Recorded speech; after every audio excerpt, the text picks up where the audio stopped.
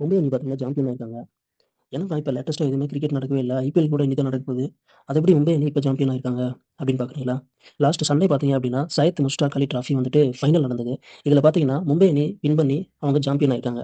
இந்த சையத் முஸ்டாக் அலி டிராஃபி பார்த்தீங்க அப்படின்னா, இந்தியாவுல வந்துட்டு ஒவ்வொரு வருஷமும் நடக்குங்க. கிட்டத்தட்ட 38 அணிகள் வந்துட்டு இதுல இந்தியாவுலருந்து கலந்துக்கிறாங்க. இந்தியாவுல நடக்கக்கூடிய ஒரு 2020 சாம்பியன்ஸ் மேட்ச் தாங்க இந்த சையத் முஸ்டாக் அலி டிராஃபி. இதுல பார்த்தீங்க அப்படின்னா, ஃபைனல்ல மும்பையும் மத்திய பிரதேசமும் வந்துட்டு மோதிக்கிட்டாங்க. ஃபர்ஸ்ட் பேட்டிங் செய்த மத்திய பிரதேசம் வந்துட்டு 174 ரன் அடிச்சிருந்தாங்க 20 ஓவருக்கு. இதில பார்த்தீங்க அப்படின்னா, படிக்கர் வந்துட்டு 40 பால்ல 81 ரன் அடிச்சிருந்தாரு. இவரு சிறப்பா வந்துட்டு பெர்ஃபார்மன்ஸ் பண்ணியிருந்தாரு. செகண்ட் பேட்டிங் பண்ண மும்பை அணி பார்த்தீங்க அப்படின்னா, 17.5 ஓவர்லயே தன்னுடைய இலக்க அதாவது 180 ரன் அடிச்சு தன்னுடைய இலக்க வந்துட்டு அடைஞ்சிருந்தாங்க. இதன் மூலமா பார்த்தீங்கன்னா, கிட்டத்தட்ட 5 விக்கெட் வித்தியாசத்துல வந்துட்டு மும்பை அணி சாம்பியன் ஆயிருக்காங்க. மும்பை அணி சைடு பார்த்தீங்க அப்படின்னா, சூரியகுமார் யாதவ், ரஹானே, ஷெர்ஜி இவங்க 3 பேருமே வந்துட்டு நல்லா பேட் பண்ணியிருந்தாங்க. இது பார்த்தீங்க அப்படின்னா, மும்பைக்கு செகண்ட் டைட்டில்ங்க.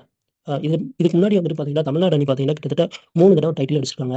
தமிழ்நாடு அணி தான் இந்த சையத் முஸ்டாக் அலி டிராஃபில வந்துட்டு அதிக முறை வந்துட்டு டைட்டில் அடிச்ச டீமா வந்துட்டு இருக்கு. ஸோ தமிழ்நாட்டோட டாமினேஷன் தான் இந்த சையத் முஸ்டாக் அலி டிராஃபில இருந்துட்டு இருக்கு.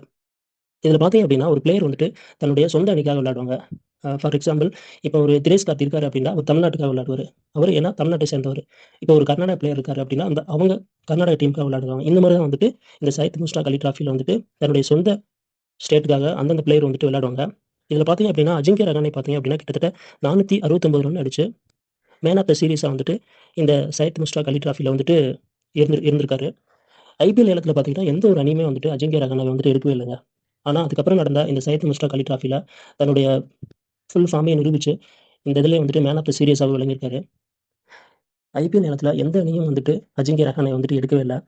ஆனா கேகேஆர் மட்டும் அஜிங்கிய ரஹானேவ வந்துட்டு அவருக்கு நிர்ணயிச்ச 1.5 கோடிக்கு எடுத்திருக்காங்க. இது கேகேஆருக்கு பார்த்தீங்க அப்படின்னா, ஒரு பெரிய சப்போர்ட்டிவா இருக்கும். ஏன்னா, அஜிங்கிய ரஹானே வந்துட்டு நல்ல ஃபார்ம்ல இருக்காங்க இப்ப வந்துட்டு.